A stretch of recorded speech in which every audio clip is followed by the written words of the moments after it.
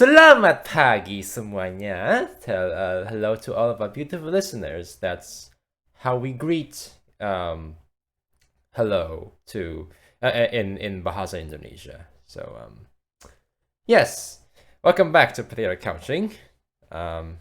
Here is on my left side. The left side is Billy again. Hello. How are you doing today, Billy? I'm doing good. Doing good. Just I have a bit of nightmare after watching a horror movie, but it's nothing. It's completely okay, and I'm definitely not scared of bed sheets. Why would you be scared of bed sheets? I mean, um, let's not get into it. Anyway, today we're talking about this Indonesian horror movie called Pengabdi Setan, or in English, Satan's Slave. This is a film directed by 𝓟𝓸𝓽𝓪𝓽𝓸, who is actually he's actually one of those guys in the Indonesian film like industry that's actually pushing like our film quality even further, which is actually a really good thing. So because of him, right, and because of this movie, now we're getting lots of amazing films like there's one film that he made. It's called 𝓟𝓸𝓽𝓪𝓽𝓪. I highly recommend you go check that if you really like this movie. It's actually way more gorier and just kind of more fucked up. But I really enjoy those kinds of things. So it's my cup of tea. Definitely my cup of tea. Then there's also like another one. Was written, I think it was written by him, but it's not directed by him. It's called Queen of Black Magic. It's actually a remake, just like this one. It's technically a remake from from a 1980s film. And Title? Yep, that's right.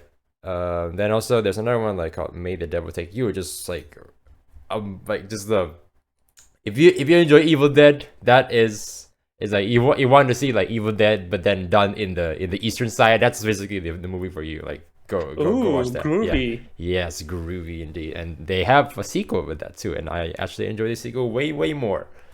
So yes, and also it's also like because 𝓟𝓸𝓽𝓪𝓽𝓪 is like, you know what? I see Marvel has been doing very well. I want to make my own cinematic universe called Bumi Langit, Bumi Langit universe or something. Bumi How Langit did it cinematic go? universe. Actually, it's going pretty well. The second film I think it's called like Sri. I don't know, like this like like this mythical like superhero in like Indonesian superhero she's gonna have like her own film. I think like, it'll come out like this year or next year, early next year. But I'm not familiar, but I know 𝓟𝓸𝓽𝓪𝓽𝓪. That was the first one that one came out like 3 years ago, which and I've heard from people it's really good. So go check that out. Support in Indonesian cinema if you can. I'm mostly doing myself. So I've seen this film, Satan Slaves, for a while back. It's pretty. I would say, in my personal opinion, I will gladly say, in terms of the special effects, the acting, and even actually some of the scares, it does creep me out. Legitimately creep me out. Yeah. Yeah. I mean, this is practically a better Conjuring. Really, it's a better That's- I- Conjuring. I like The Conjuring. I think it's one of the better horror films. I actually really love the first one. Because I it haven't gets watched the second it has the okay. The second one just kind of turns to a Marvel movie, but whatever. The first one is like they have this really good balance between like very subtle horror, the horror movies that people are familiar with, like like in The Exorcist, The Omen, and all of those, like like just like little subtle things that's it's not right, like they like daily everyday things that you usually encounter or interact with doesn't sit right, like it doesn't, it's not right, shouldn't be like that, shouldn't be there, and that creeps me out, obviously, right? um like in terms of, yeah, like you seeing like your like your child slowly turning insane, or It turns out that your child is your kid that you adopted is actually the son of the devil. Well, shit, right? But here, sorry, yeah, back to the Conjuring, which I like is that, so there's like the subtlety, and also they, the second half they went a little bit crazy with all the shenanigans of shit flying around the room and people levitating out of nowhere, but it's still done pretty well, and I still buy it, and that's just because of how amazing James Wan and his team is. So mostly James Wan, I believe, because Yeah, proud Australian mate. What a gift. Yeah, and I do believe that The Conjuring relies less on jump scares compared to its contemporary, which I really appreciate. Oh, you remember that scene when I think the mother went to the basement and then like there's a hand clapping at the other side. Oh wow, that's really creepy. Would you like to play hands and was that what the game called? Hide and clap?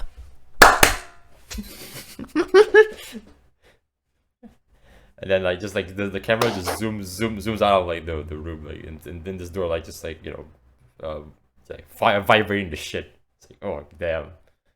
Yeah, I like shit like that, which actually does, they have those here as well in this film, Satan's Slaves.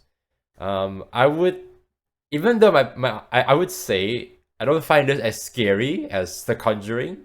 It's still very scary. Really? Yes, okay. It's still very scary, but I think this one I appreciate more with the, because, well, first thing is locally made. Second thing is as well, I also have very low expectations. So that game is like, oh wow, okay, I'm quite impressed. Yeah, some of the scares really I really like its slow burn too. Like and how it's really built up. Remember in the hallway scene, right, when the two boys just want to pass this hallway, and then like they had to go pass through by their mother's scary photo, right? And then one of them want to cover it with his bed sheet, but then there's someone there. Yes, like, yes. Yeah. Oh, yes. I really like the build up. Oh man, spooky. Damn. And honestly, I miss this kind of like slow burn horrors compared to just like looking at you, Insidious. Although at the same time, I have to say Insidious is one of the better horror movies that relies on jump scare.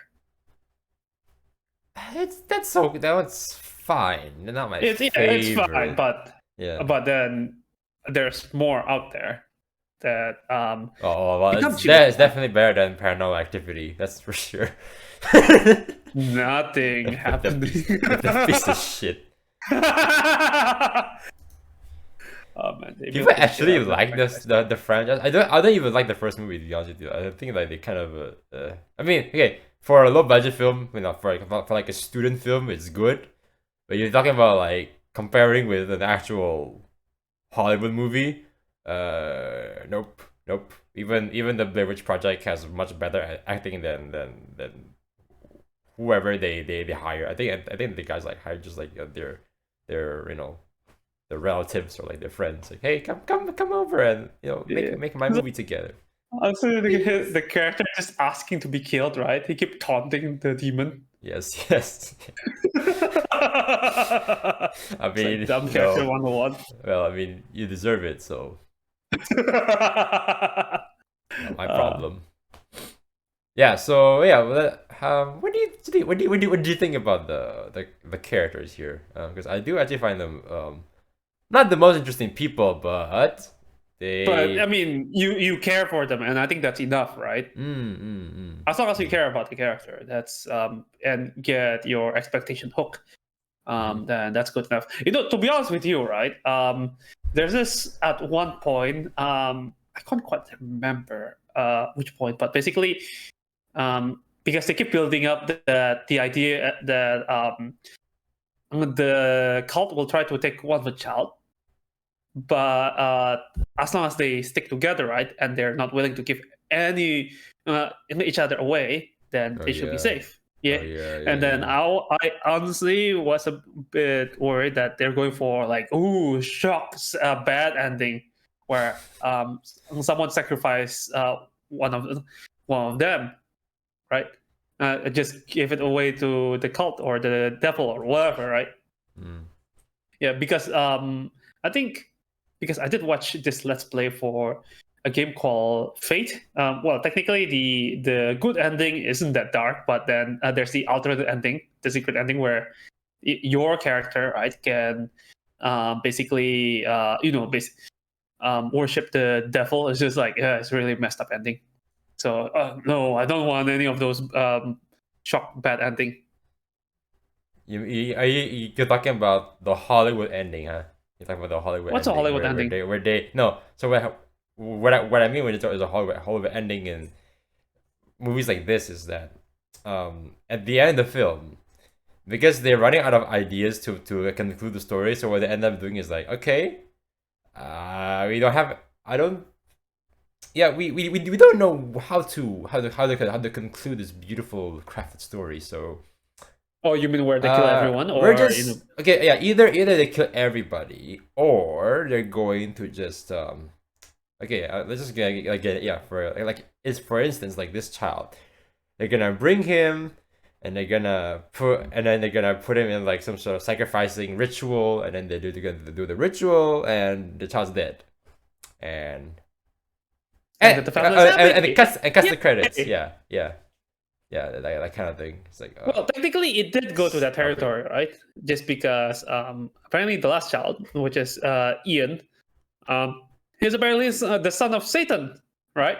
So he's willingly give him basically come back to Satan, and basically all the people who pick him up, which is basically a bunch of zombies, right? Aren't they all sons of Satan? Based on the explanation, right? Basically, the mother was impregnated by other members of the cult. Yeah. Although there's still this notion that there's still the children of the father, right?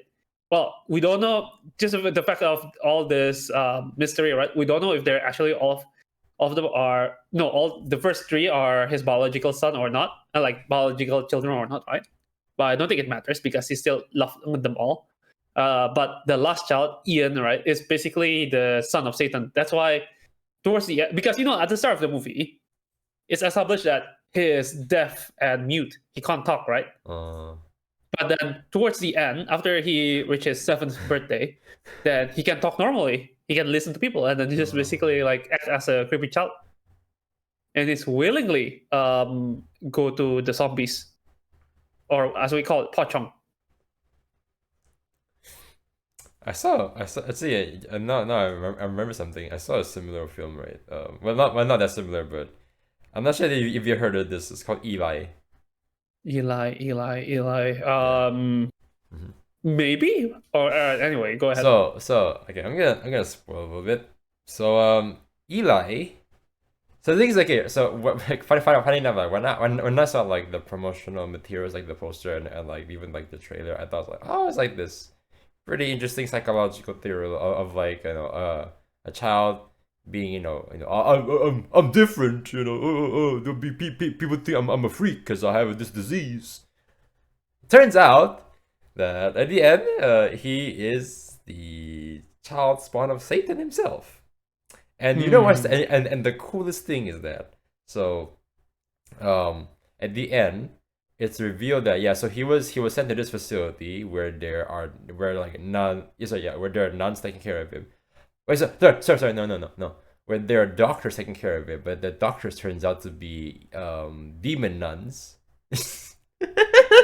So stupid. So at the end, what happens is the kid gets basically turns to he went berserk mode, or maybe if you like Dragon Ball, he went Super Saiyan mode, and then basically put all the nuns into like a T-pose position and levitate them and light them on fire. And I was laughing my ass off, like, what the fuck? Was the execution that bad? I mean, like, No, based no, on how no, you no, no. describe It's it. no, no. I'm actually rooting for the kid. Like, yes, yes, kill them. So basically, the kid is a spawn of Satan, but then he killed all the other demon. The kid is a spawn of Satan, but because the thing is that he obviously, yeah, because he was raised like a normal kid, and he obviously, he's still a kid, and he throws a tantrum, and the thing is that, yeah, because they're basically like the nuns are trying to sacrifice him to, like, obviously to the demon, not Wait, so the God. nuns are cultists, right? Human cultists, not demons, right? Yes, correct. But yeah, like the ending is just like, oh, that is an awesome way to end your film. Actually, speaking of cult, right? Posing nuns.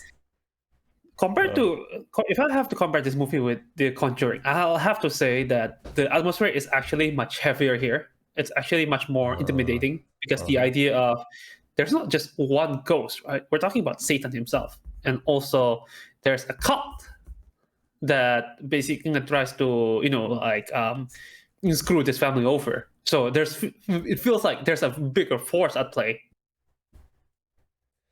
Don't you think? It's pretty blur in my head how the Conjuring happened, but I do remember some. It's just some one scenes. witch. Mm. One witch that terrorized this family because Oh yeah, the yeah, witch yeah, is yeah. True. it's bound to this place. True. But the thing is that, okay, it's because you need to keep in mind, right? It's a little tough for like, like Anwar and like his writers, like the writing team, to kind of make this movie a masterpiece because it is a remake, right? You do have to acknowledge that this is a remake of the original, and you kind of have to respect the original, especially the original storyline and like some of the stuff that they did back then. You might want to, pay some homage to here and there, which I'm pretty sure they did, but I don't think it's really that prominent, which is fine. Actually, while it is a remake, right? The story is actually very different. I did a bit of reading, right? Oh. So, for example, there's actually an antagonist in the original, right? While in this one, it's arguably the antagonist is a force of nature, but there's actually a person that is the baddie in the first one, and actually she's a woman named Darmina. And actually, that's where they're teasing with the ending of this movie, because like how the family moved to a different apartment, right? And then there's this lady who gave them food, right? Yeah. She's actually in the original she's a demon, but this one she's a cultist that tries to screw the family again. Because that's what her and her husband talk about, right? It's just they're saying, let's make sure that the family don't move away this time because there'll be another harvesting season. What's the scene that stands out in this film, according to your opinion? To be honest with you, I'm not a really big fan of horror, so I don't know how to really compare it, but let me think. So there's that hallway scene, because I really like when it's nice and slow, and then also I think at the start where I think anything that involve them coming back to the mother's bedroom. It's just like, for example, the first time where Rini came upstairs in the middle of the night, tried to attend her mother, and then like mother, you can stand up now. And then she approached the mother, and then ding, ding, ding, ding, ding. The mother's still on the bed, like, what? I mean, to be honest with you, I kind of expect that. But yeah, that's classic. Oh. And then she's having sort of a deja vu. Like, honestly, it never explained how come it happened twice. But you know how the second time, right? It is her mother this time that's standing up, and then she's dead.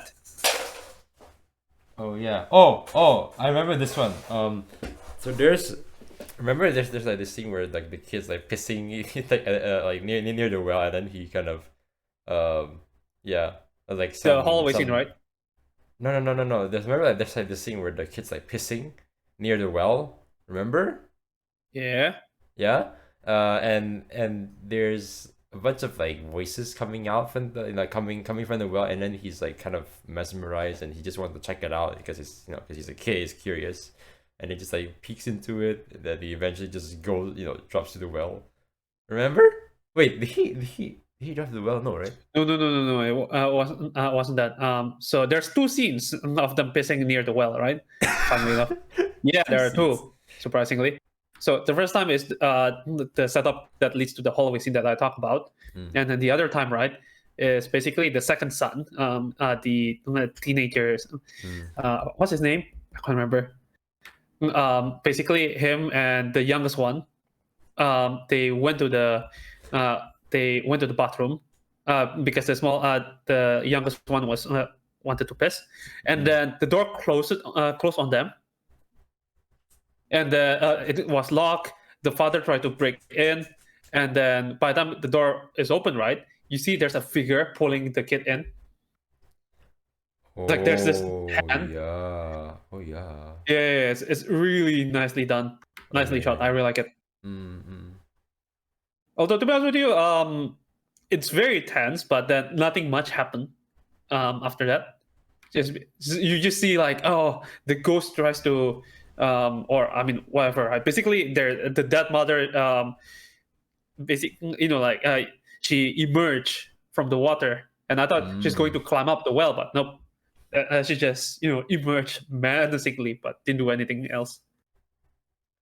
Yeah, that one I remember that at the time it really creeped me out a little bit. So when I actually have to go to the bathroom after the film, I kind of thinking like, hopefully nobody's gonna grab my feet, because like that's the like Or the grab your last. pee. I mean no, I'm more concerned about spraying my juice around the room and having to clean that instead of like them dragging me and then dragging me like elsewhere because Yeah. I don't know. I'm just more concerned about cleaning up shit. That's all. That's my horror movie right there. Cleaning up. That's why there's like this game called what's this called? Fisker cleaning simulator. Yeah, or something. yeah. And apparently, right, I actually hate that game a lot. I hate it. What? And then I think it kind of gives me like a headache as well. So that basically sorry, God, that basically means I really don't like cleaning. I mean yeah, I obviously clean my room and all that stuff, but cleaning people's blood and all that stuff, it's not pleasant. I don't know why people find that therapeutic on Steam, but to each their own, I guess. But cleaning is great. No, it's not. Not when you're cleaning a bunch of like blood from like a crime scene.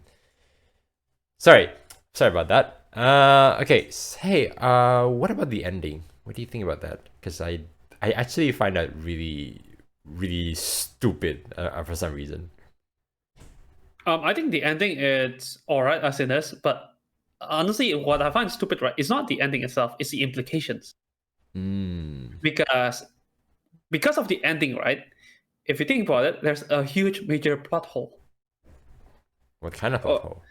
Right. You see, so basically, the last child, Ian, is the spawn of Satan, right? And he's the kind of the willing kind, right? He's after he turns 7, he's willingly go back to Satan and the cult. So basically, the whole thing is that this is basically hinged on the idea that he's turning 7, right? Yes. So if you think about it, why would the ghost appear before that? I mean, sure, I know in horror movies, right, you can't really use logic to determine the why the ghost doing certain things, right? Although generally speaking, you can if you have a really good writing team, you can. yeah, but although most of the time, right, usually they will just throw out the motivation of the ghost, like it's angry, it demands blood and shit. But then in this one, the ghost themselves, right? So the Pocong and the dead mother, their objective is just to retrieve back Ian, who is willing to come there. So honestly, why would you terrorize the family to begin with? I mean, think about it. If you're a ghost, right, and basically it's your job to pick up your boss's kid, do you want to take the extra trouble just like dicking around with this bunch of randos until before the time comes? This is why we need to watch the second movie to get the full explanation. God damn it, 𝓟𝓸𝓽𝓪𝓽𝓸, you sly businessman. I like you. I love you so much. So you purposely write a shitty plot just to give people excuse to watch the sequel? This is your second movie. But seriously though, the ghosts are vandalizing the house for no reason. They're not doing it out of malice. I mean, probably they do it out of malice, but then like their objective is just to grab the kid. All they need to do is just wait until his birthday. That's it.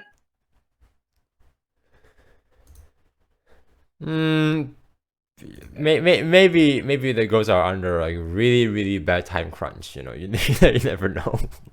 Yeah, and you can't use the excuse that this is following the original because they have completely different storyline, even though they share the same character.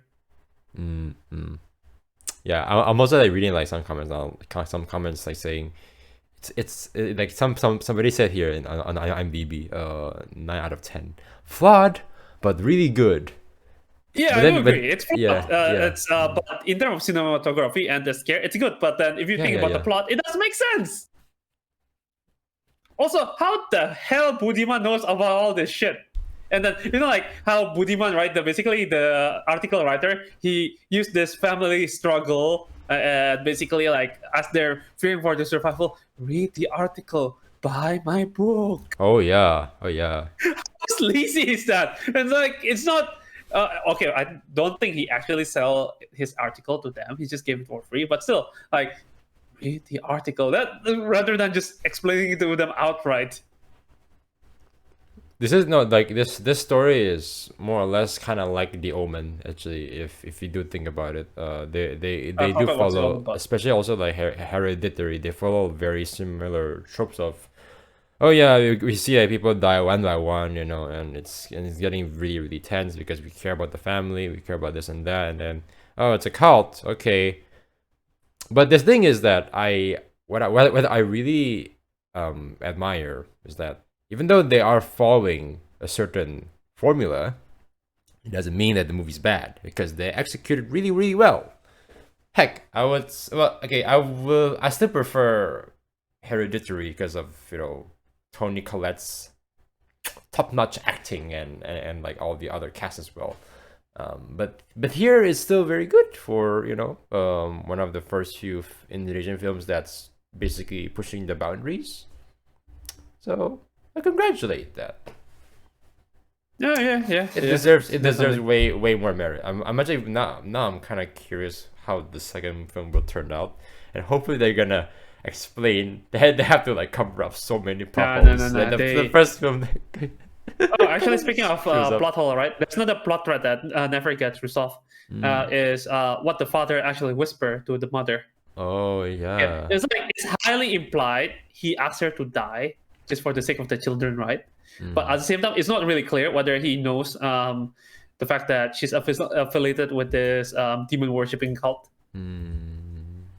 It's highly implied that he probably knew about this, but at the same time, you still are not quite sure about his motivation and like the reasoning why that he do certain things. Because honestly, the father looks very fishy from the start. Oh, okay. Yeah, never get resolved. Like, what the hell, man? Oh well, time to tune in for future episodes. We're gonna review the second film. Then we'll see. Yeah, and to be honest with you, right? How to put this? I think the family themselves. I mean, because like they don't know shit, right? And then they're basically in this life or death situation. So of course they're stressed. But I think they, you know, like they do things somewhat what you would expect a reasonable human will do. All right, and also, but the ustad, right? Basically, the how do I put this? Basically, it's like their Islamic priest. Yeah. The ustad, after losing his son, I know he grieved, but then when the children were attacked, the kids were attacked in his house. He just opened his door, and then with a blank stare, and then he closed the door which I thought that he gave the kids away to the cult. I don't know. But then again, he just show up to their house saying like, "Oh, I'm sorry, I was weak. Let me help you guys." But that's it. No, there's no actual explanation towards how he feels. Aww. So I think they just need to tweak the story a little bit more just to actually make it more compelling. Oh well. I mean, well. The thing is, like, this is like what, the 2017 became 2017. It's like what, 5 years ago. Is it? Oh, what? I mean, Conjuring is older than that. Yeah. It is older than that, but this is done by a different guy, obviously, and It's yeah. Indonesian. That's why it deserves higher score to support the local community. Is that what we're saying? I didn't say that. I didn't say that. I'm just trying to make it clear that, I mean, yes, this guy has been making films for a while, but I think for horror, he's not super, like, it's like one of his first rodeos for like this particular genre. So it does kind of make sense that, yeah, he's still figuring out. But guess what? The next year, which is Impacted Gore, yeah, that's when he truly shines. Like that's the film that's his resume right there. So yeah, I'm actually asking people to yes. Probably not this Halloween. Maybe next Halloween. What's your plan this Halloween? To dress up Do you want as... to dress as a slutty potato? No, I want to dress up as one of those characters from Hotline Miami. Just to beat the shit out of people with like Negan's a wired bat. Or maybe you should be a slutty French fry. So imagine yourself like having this French fries costume, but also on top of that you add a French maid outfit.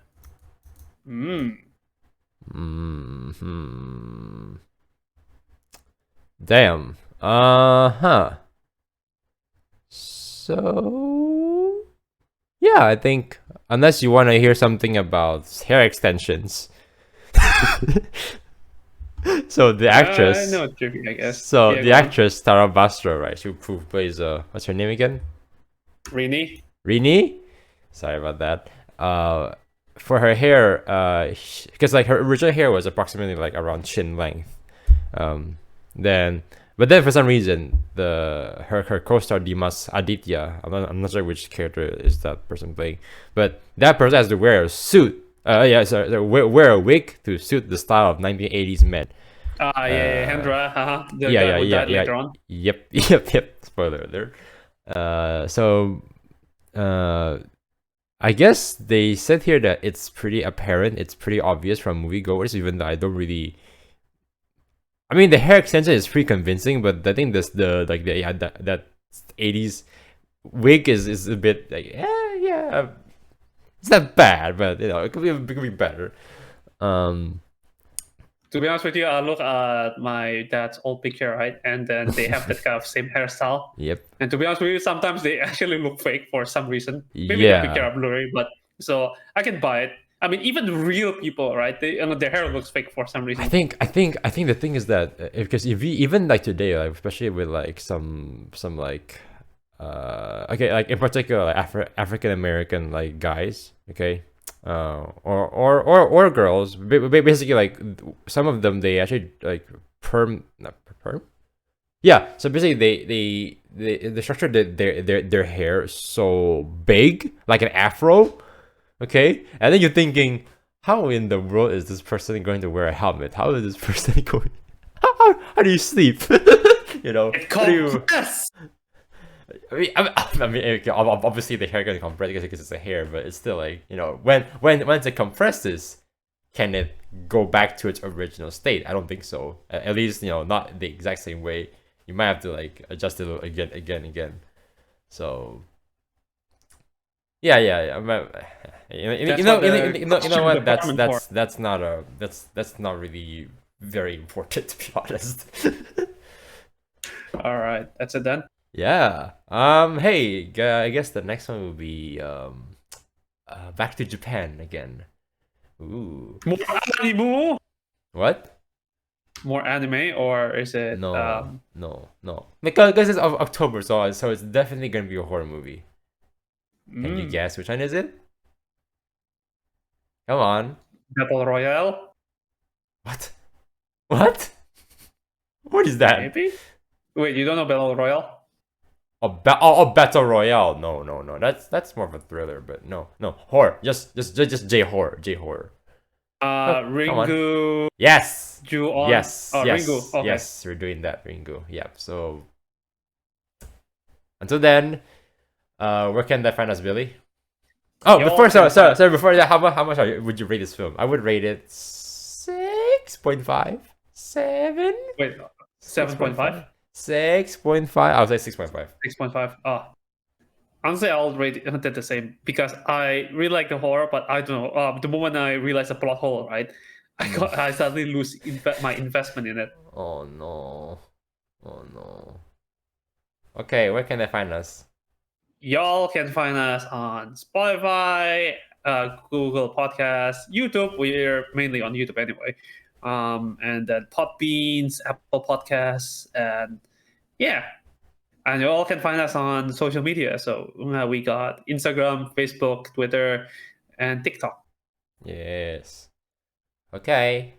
Sampai jumpa semuanya. See you next Bye. time.